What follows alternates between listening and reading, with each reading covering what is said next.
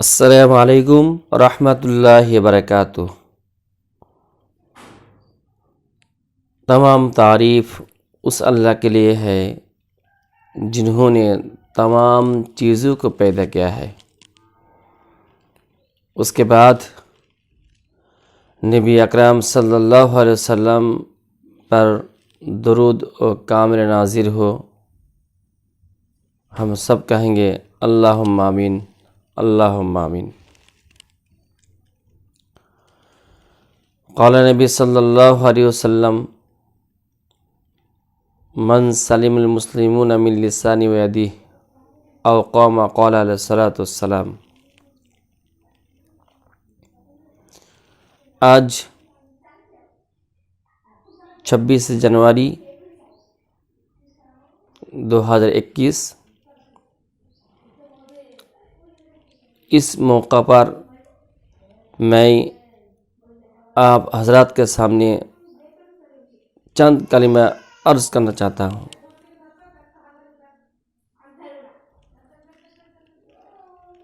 हदीस में आया है, नबी पाक सल्लल्लाहु अलैहि वसल्लम ने इरशाद फरमाया,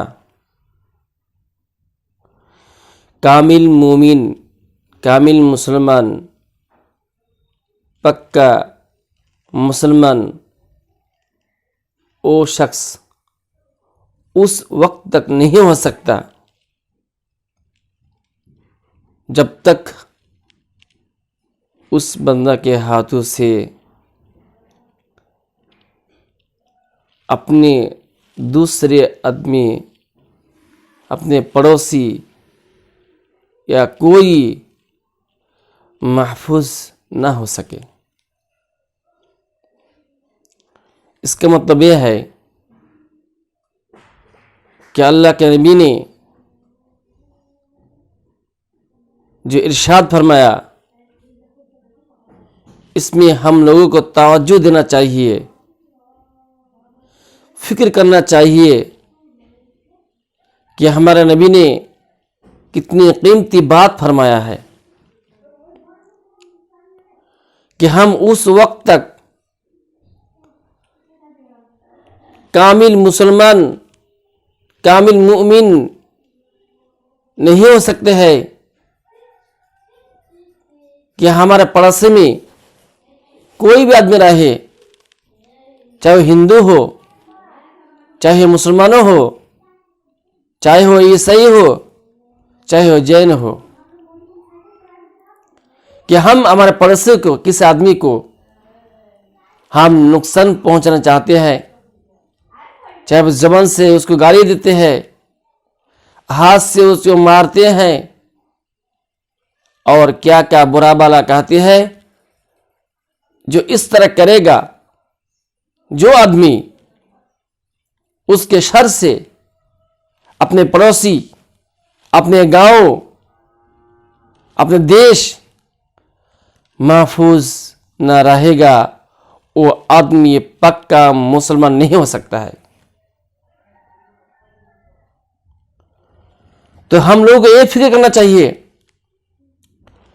ना जाने हम कितने आदमियों से झगड़ा करते हैं, किसी बात पर मारपीट करते हैं, किसी बात पर हम गाली गलौज करते हैं।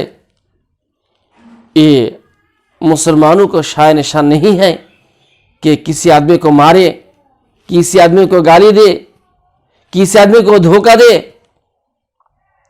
ये हमारा नबी का तरीका नहीं है कि किसी मुसलमान को, किसी गैर कौम को, चाहे जो भी हो, क्या हमारे दिल से, हमारे ज़बान से, हमारे हाथों से वो आदमी मुशक्क़त उठाए या कष्ट पाए। इसलिए दोस्तों, हमारा देश जो आज़ाद हुआ था, ये तमाम लोगों को मिलजुल कर एक साथ हम इंग्लिश के खिलाफ लड़ाई लड़े, इंग्लिश के खिलाफ हमने फतवा जारी किया है, तब ये हिंदुस्तान, ये देश हमारा आज़ादी हुआ है। हम लोग हमें जान की फिक्र नहीं किया है, हमें बाल बच्चे की फिक्र नहीं किया है, हमारे घर मकान की फिक्र नहीं किया है। हम सोचे हैं कि हमारा देश हिंदुस्तान ये ऐसा मुल्क है, इस मुल्क के अंदर हर फूल खिलते हैं, इस फूल को हमको बचाना चाहिए। इस देश में हिंदू भी रहते हैं, मुसलमान भी रहते हैं, ईसाई भी रहते हैं, तमाम मजहब के लोग यहाँ बसते हैं, रहते हैं, एक साथ रहते हैं, खाते हैं, पीते हैं। लेकिन एक बात हम लोग को ख्याल करना चाहिए कि हम अंग्रेजी की गुलामी नहीं करेंगे, इंग्लिश के देश से हम भगाएंगे और यहाँ से ऐसा लड़ाई लड़ेंगे जिससे अंग्रेज लोग हिंदुस्तान से भाग जाए।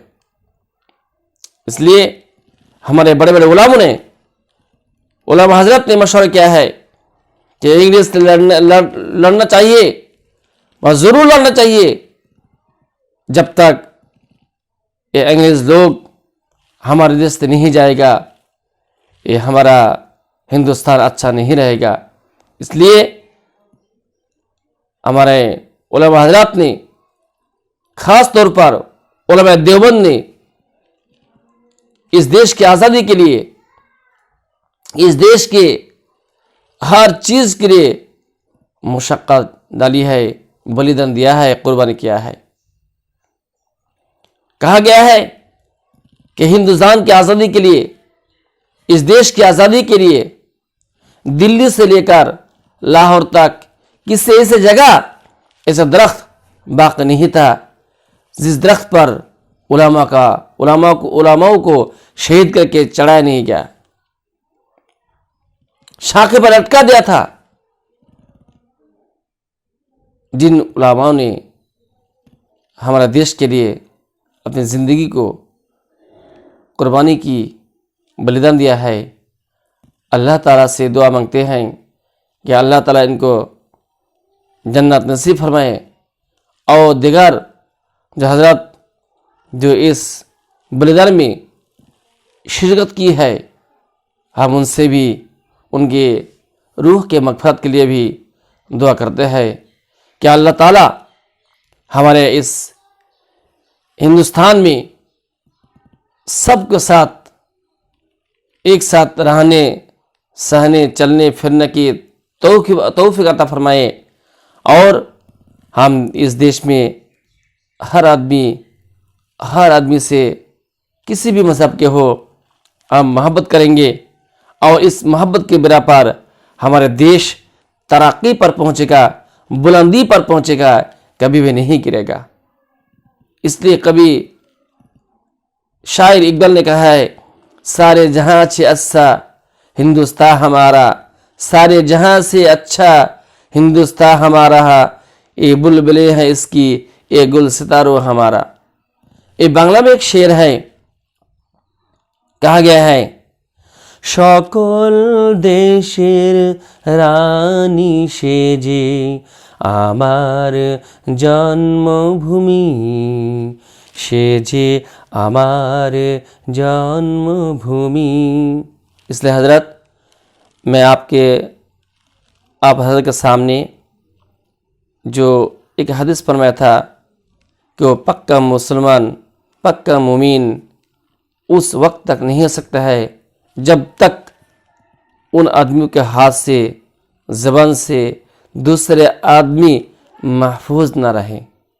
इसलिए हम अल्लाह ताला इस हदीस पर अमल करने की तौफीक अता फरमाए। बस यहीं पर मैं अपनी बातों को ख़त्म कर रहा हूँ। अल्लाह ताला तमाम हज़रात को जो हमारे यूट्यूब चैनल को देख रहे हैं, सुन रहे हैं, मैं उन अम्मियों का शुक्रगुज़ार हूँ कि अल्लाह ताला हमको चंद कलिमात कहने की तौफीक अता फरमाए। बस यहीं पर अपनी बात को ख़त्म कर रहा हूँ। अस्सलामु अलैकुम व रहमतुल्लाहि व बरकातुहू।